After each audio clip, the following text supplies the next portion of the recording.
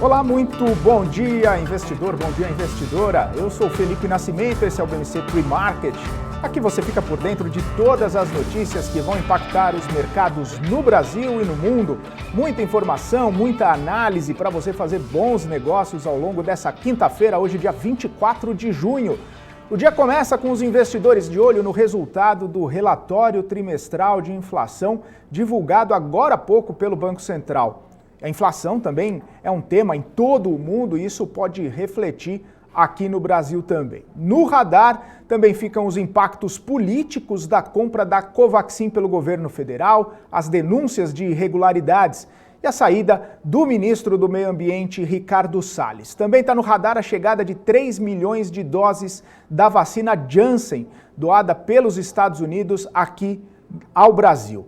Também fica no radar o pacote de infraestrutura americano, além do índice de confiança do consumidor e a divulgação da política monetária lá na Europa. Nos destaques corporativos, a gente tem revisões de dividendos da Vale, empresas anunciando emissão de debêntures para capitalização e a Fleury falando que não sofreu nenhum tipo de dano à base de dados depois do ataque hacker contra a empresa. Vamos começar então repercutindo o relatório trimestral de inflação que saiu agora às 8 horas da manhã. O documento do Banco Central traz algumas pistas sobre o balanço de riscos apresentado pelo Banco Central na ata do Comitê de Política Monetária. Os destaques do relatório são os seguintes. Projeção do crescimento do PIB agora em 2021 saltou de 3,6% para 4,6%. A projeção para o IPCA no cenário básico é de 5,8% agora em 2021, a inflação acelerando um pouco aí nesse cenário, um pouquinho acima da meta. Segundo o Banco Central, nesse momento é apropriada a normalização dos juros até o patamar neutro e passos futuros da política monetária podem ser ajustados para assegurar a meta. O relatório traz ainda a indicação de um aumento de 75 bases na próxima reunião do Copom, que vai acontecer em agosto. O documento também destaca o aumento nas tarifas de energia, dos reajustes e transição para a bandeira vermelha 2. Esse é um indicador aí que pode pressionar ainda mais a inflação aqui no Brasil. Inclusive, segundo o próprio documento, a chance de estourar a meta de inflação desse ano é de 74%. Na agenda de hoje, a gente tem o presidente do Banco Central, Roberto Campos Neto, falando sobre esse relatório. Ele vai dar uma entrevista daqui a pouquinho, às 11 horas da manhã. Nos Estados Unidos, a gente tem os pedidos de auxílio-desemprego, que dá uma ideia aí da recuperação econômica por lá, também as estimativas para o PIB americano e, claro, os discursos de dirigentes do Fed. Vamos agora, então, conversar com o Marco Saravalli, traz o tom do mercado nessa quinta-feira. Conta pra gente, Marco. Felipe, muito bom dia a todos acompanhando aqui as bolsas internacionais.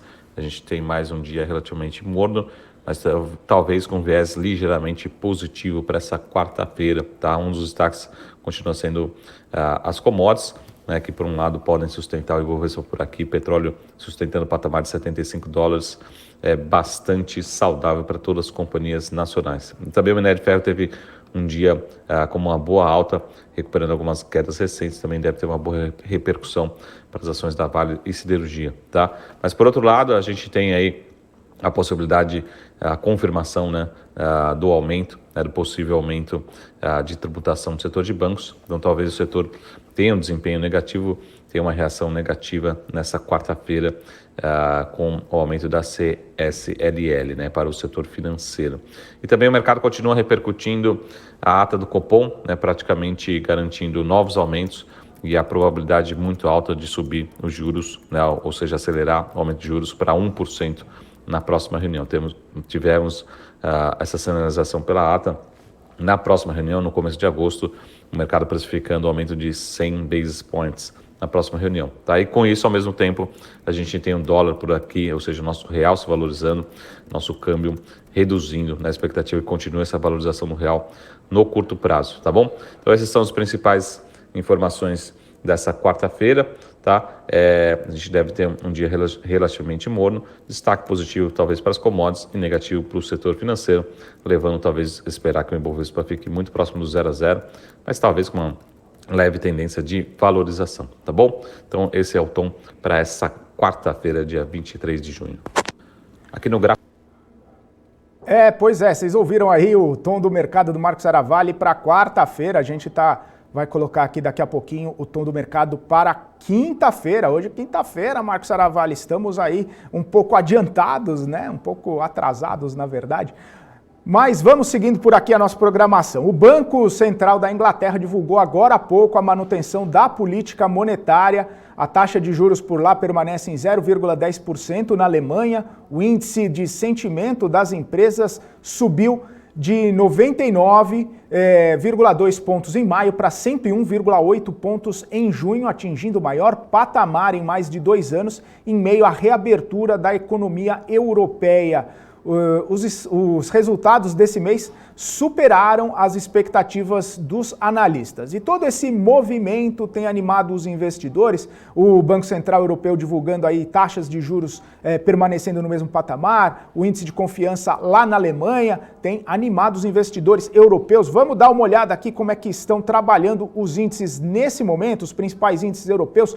Índice Eurostoxx subindo quase 1%, 0,94 agora. CAC na França subindo 1,03%, DAX na Alemanha repercutindo aí esse otimismo do consumidor, subindo 0,74% e FTSE no Reino Unido subindo 0,56%. Bom, já que a gente está falando da Europa, o Marcos Aravalli trouxe um gráfico aí falando sobre o movimento lá na Europa também, e eu quero trazer essa avaliação do Marcos Aravalli. Esse é o nosso gráfico do dia, que mostra aqui um pouco das expectativas de crescimento da região, da zona do euro, né, disponibilizado pelo Goldman Sachs, né, mostrando que a gente também deve ter uma boa recuperação da economia por lá. Esse é um gráfico com os dados, expectativas de projeção, né, de crescimento mensal, tá bom? Então, tanto em relação à velocidade, né, dos casos de Covid por lá, né, também a vacinação tem acelerado nesses últimos indicadores, e lembrando também que a gente tem o verão no hemisfério norte acelerando também a expansão econômica, a reabertura econômica nesse atual momento, tá? Então tem alguns indicadores conhecidos como PMIs também, que medem também a atividade econômica, deve apresentar bom desempenho. A gente consegue ver as expectativas aqui, principalmente nesses meses de junho e julho, principalmente, deve ser bastante forte, tá? O crescimento por lá também. Então, para quem está acompanhando investimentos internacionais, né, a gente também sugere acompanhar a economia, né, europeia, também que vem apresentando melhores indicadores e recuperando tanto a economia e, consequentemente, trazendo potencial de bons investimentos também por lá, tá bom? Então, esses são as principais informações dessa quinta-feira e esse é o nosso gráfico do dia, tá bom? Então, ótimo dia a todos, Felipe, e a gente se vê em breve. Até mais. Tchau.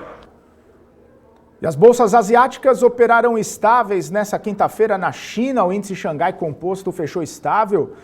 Em Tóquio, o índice Nikkei também ficou estável. E em Hong Kong, o índice Hang Seng subiu 0,23%. Esses são os números das bolsas asiáticas. Já a bolsa brasileira operou em baixa ontem. O Ibov caiu 0,26%, chegando aí aos 128.428 pontos. Nas mais altas tivemos Braskem, Edux, Uzi Minas e também Banco Inter. Nas mais baixas tivemos Ezetec, Grupo Pão de Açúcar, que acabou devolvendo um pouco das altas recentes dos últimos pregões, BB Seguridade e também Raia Drogasil, entre as mais baixas, as quedas de ontem. Vamos então aos destaques corporativos. As empresas do setor de mineração e siderurgia, além de algumas do setor industrial, ficam de olho no movimento lá nos Estados Unidos. O senador da oposição Mitt Romney afirmou que republicanos e democratas se uniram à Casa Branca e concordaram em dar uma forma ao pacote de infraestrutura. E que esse pacote deve ser discutido ainda hoje com o presidente dos Estados Unidos, Joe Biden. Esse pacote trilionário deve injetar muito dinheiro na economia americana e, claro, pode sobrar aqui para as empresas que negociam commodities metálicas aqui no Brasil. E a Vale, por falar em commodity metálica, informou que, por conta da alteração no número de ações em circulação, o valor final dos dividendos a serem pagos no próximo dia 30 passou para R$ 2,18 8 centavos para cada ação, subindo aí cerca de 1 centavo para cada ação. E um dia depois de sofrer um ataque cibernético, o grupo Fleury informou que sua base de dados não foi afetada, está na íntegra. A companhia não deu mais detalhes sobre possíveis danos e disse que o atendimento em suas unidades segue sendo feito por meio de soluções de contingência para garantir a prestação de serviços aos seus clientes. Vamos então agora falar com o Guga Almeida, que está todos os dias aqui no BMC Pre-Market, dando sua visão para a Bolsa. Guga, bem-vindo, ótima quinta-feira para você. Bom dia, Felipe. Bom dia, pessoal. Ótima quinta-feira para todos nós. Um dia que, na minha cabeça, que não conseguia ajudar de mercado do mar, que a expectativa dele. Ô Guga, eu não sei se a sua, desculpa te interromper, eu não sei se é o seu microfone ou se é o meu ponto aqui que está dando problema, mas sua voz está meio metalizada aqui, você está parecendo um robô falando. O pessoal está me ouvindo bem aqui? Deixa eu só conferir se está tudo certo aqui. Está todo mundo me ouvindo bem? Tá com problema, né? Eu não estou conseguindo te ouvir. Deixa eu dar uma olhadinha aqui no nosso chat, Guga, desculpa, só para a gente corrigir essa questão aqui, dá uma olhadinha no nosso chat e daí depois eu volto com você aqui. Deixa eu dar um alô para todo mundo que está acompanhando a gente, o Sandro Figueiredo falando bom dia, Elcio Santos, a Karen Katsuro, Marcos Fernando Rosa, por aqui, Ricardo Rezende, Oswaldo Gomes, a Larissa Valdívia, o Elcio Santos novamente aqui com a gente, o Tim Santos falando, olha que legal. Bom, depois que conheci esse canal e seu site, não consigo mais parar de ouvi-los. Parabéns por essa excelente prestação de serviços aos investidores. Legal, Tim Santos, obrigado aí pela sua audiência, muito bacana poder contar aqui com vocês. O pessoal falando que o Guga tá com problema, O Guga não estão ouvindo bem o Guga. Pois é, a gente teve um probleminha aí com o Guga. Vamos seguir, eu quero ir para a minha próxima notícia aqui, para a gente falar um pouquinho sobre as debêntures. A gente tem aqui as debêntures, várias empresas estão emitindo debêntures, né? Várias empresas estão capitalizando, a gente vê todo esse movimento no mercado, e o Comitê de Administração da Iguatemi aprovou a 11ª emissão de debêntures simples no valor de 500 milhões de reais. Os títulos vão ter prazo de 5 e 7 anos, vão ser 2 séries, né? A remuneração da primeira série é 100% do DI, mais um prêmio de 1,48% ao ano. No caso da segunda série, com vencimento de 7 anos, a remuneração é de 100% dessa variação do DI, mais um prêmio de 1,63% ao ano. Os recursos obtidos com essa emissão devem ser utilizados para reforço de capital de giro, atividades relacionadas à gestão de negócios e também o alongamento do perfil da dívida do Iguatemi.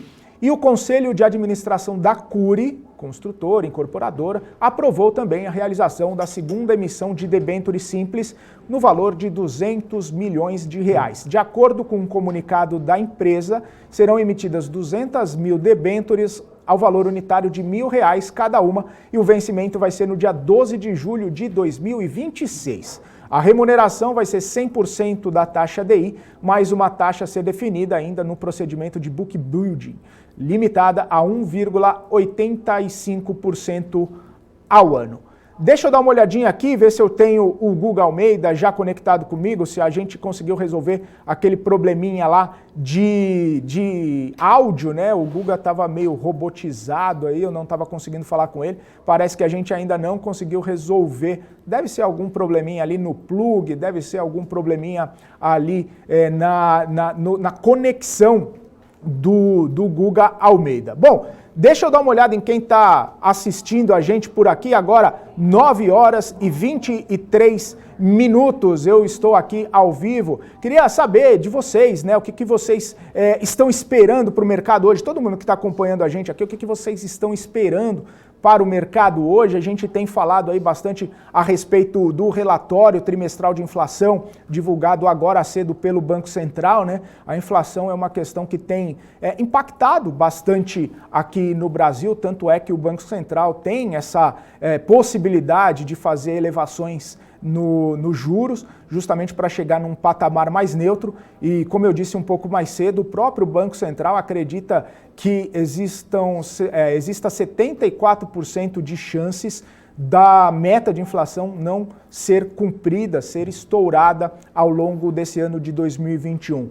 Inclusive, essa questão da inflação vai ser vista também amanhã. A gente tem o IPCA 15 sendo divulgado nessa sexta-feira. Hoje a gente teve o relatório trimestral de inflação. A gente teve também o IPCA recentemente sendo divulgado, com a inflação cerca de 8% nos últimos 12 meses, e isso acaba impactando também em alguns outros índices. A gente estava falando, né, da Cury, construtora, incorporadora, que sente também os impactos da inflação por conta de IGPM, por conta de INCC, né, o Índice Nacional da Construção Civil, acelerando bastante nos últimos meses, a gente tendo aí cerca de 30% ou mais ali de inflação nesses dois índices, e isso acaba impactando nas empresas do setor, né, de construção civil, também o preço das commodities metálicas, né, o aço também, o minério de ferro acelerando, né, esses preços acelerando acabam impactando também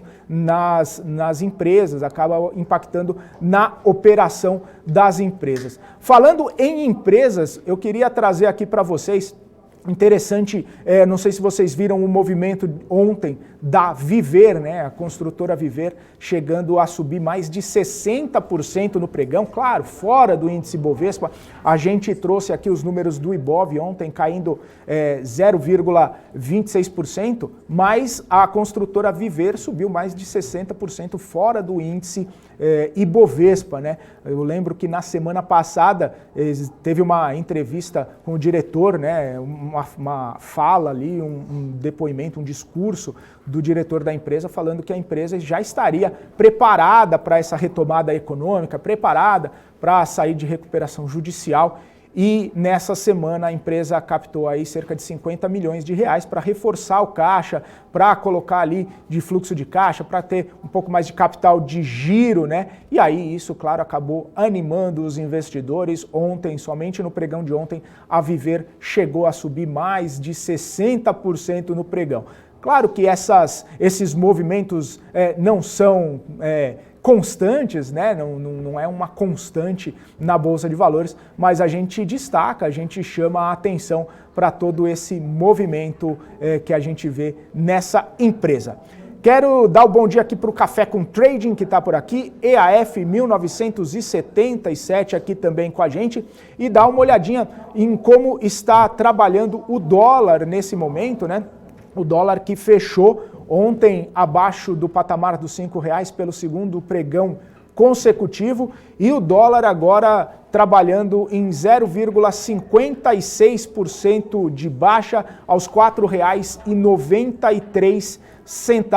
Essa é uma questão interessante, né? Os impactos de todo esse sentimento de inflação, esse sentimento de elevação de taxa de juros, no câmbio, né, na valorização do real frente ao dólar. A gente está tentando conectar o Guga. Eu lembro que ontem eu estava conversando com o Guga Almeida sobre essa questão do dólar aí, e o Guga falando que tem essa tendência e que nas projeções dele o dólar pode chegar até R$ 4,60.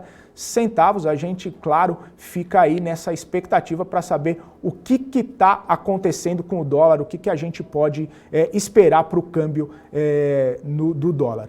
Deixa eu dar uma olhadinha aqui em como estão trabalhando os índices mundiais. A gente estava falando do Banco Europeu, né? Banco Central, na realidade, o Banco da Inglaterra, né? O Banco da Inglaterra divulgando aí a política monetária, isso animando os investidores lá na Europa. Índice Eurostoxx trabalhando em alta de 0,92%, CAC na França subindo 1%, FTSE no Reino Unido subindo 0,55% e DAX na Alemanha subindo 0,74%. A gente estava vendo os índices também nos Estados Unidos, né? A Nasdaq ontem bateu mais uma vez recorde histórico, a Nasdaq mais uma vez falando aí,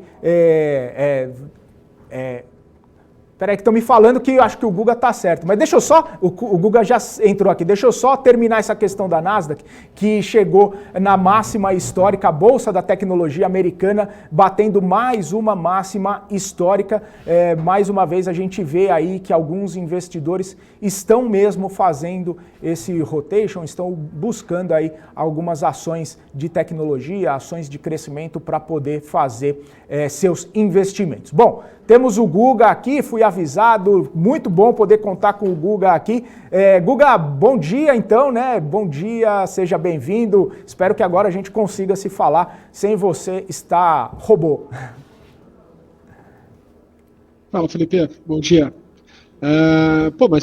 Vamos lá, né? O mercado todo gosta de um robozinho, por que eu não podia entrar aqui robotizado? Não faz sentido, né? As pessoas querem facilidade. Pô, eu tô me atualizando aqui nesse mundo, né? O Guga, só não pode ser o robô da NASA.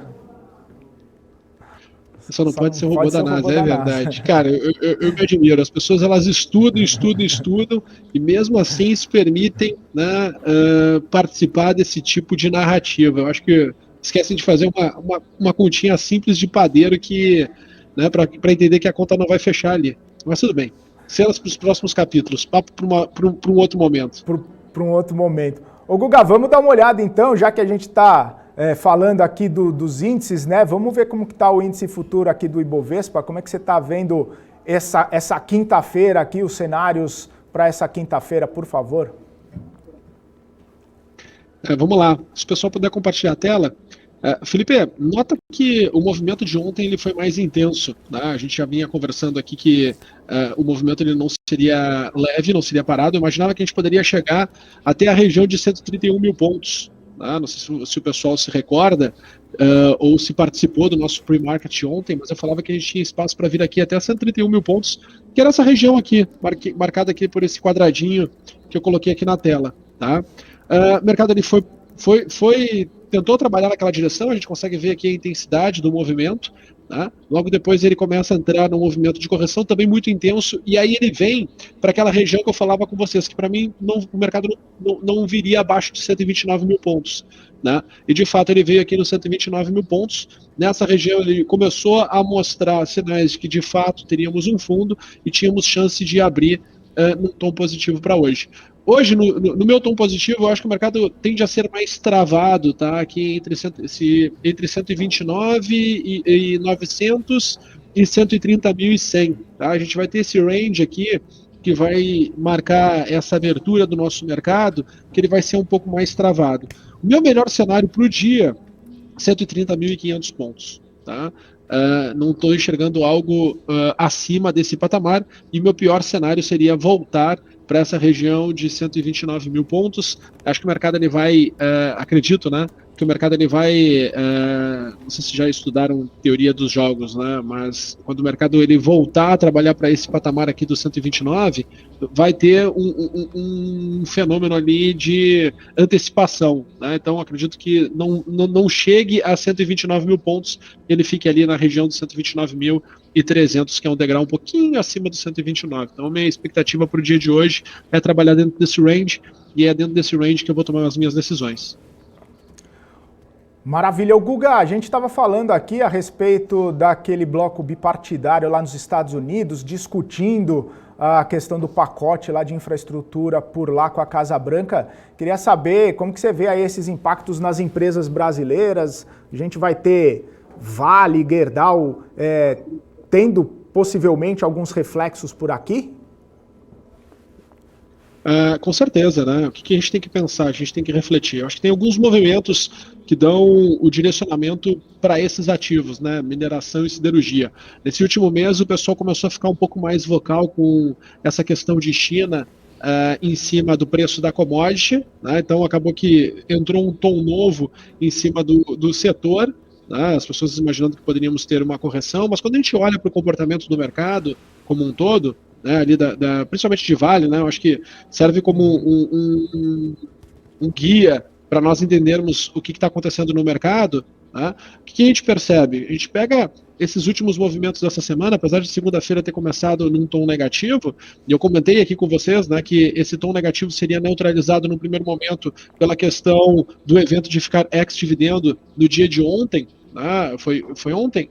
Foi ontem, né, que foi ex-dividendo, sim, o dia de ontem para hoje. Né? Então, isso neutralizaria esse movimento causado pelo minério. Esse pacote de estímulo saindo é algo que, se tu parar para observar, Felipe, e tu refletir, né, pensa estrategicamente, tu sendo um player grande dentro do mercado, tu tem esse evento para acontecer no teu radar futuro, né? Então, as pessoas olhando para o ciclo de commodity, os players, os investidores olhando para o ciclo de commodity, eles têm esse entendimento de que precisa ter posição futura em minério, para quê? Para garantir, né, tu fazer o teu hedge, caso também o preço destrave valor e corra mais ainda para cima, o mercado ele tem que olhar e ficar posicionado. Então, eu acredito que tendo uma clareza maior em relação a esse pacote trilionário de estímulo na economia, o mercado ele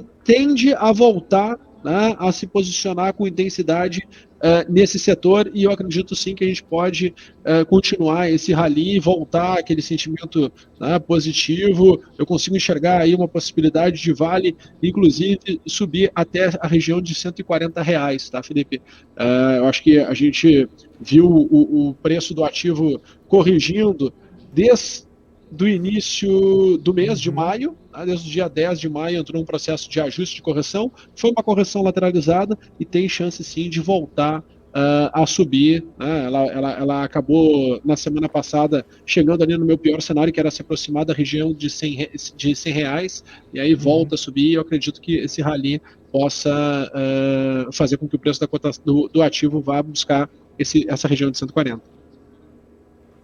Legal, então. Ô, Guga, só para a gente dar uma olhada aí, você está com o gráfico aí, só para a gente ver rapidinho aí? Sim, claro. O da Vale você já falou, mas fala o da Gerdau também, quais são as suas projeções, rapidamente, por gentileza. Então, só para entender aqui o movimento da Vale, tá? Que é bem importante, Felipe, o pessoal entender que antes de tu fazer uma boa projeção de alta, tu tem que entender o que aconteceu aqui na queda. Tá?